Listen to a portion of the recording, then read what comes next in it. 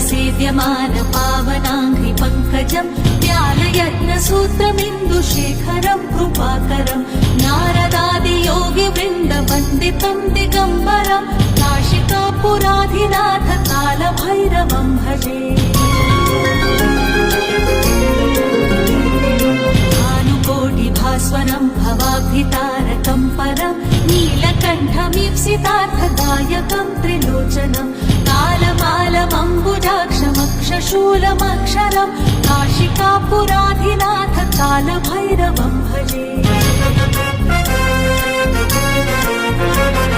शूलदण्डपाशदण्डपाणिमादिकारणम् श्यामकायमादिदेवमक्षरम् निरामयम् जीवविक्रमम् प्रभुम् विचित्रताण्डवप्रियम् काशिकापुराधिनाथ कालभैरवम् भजे।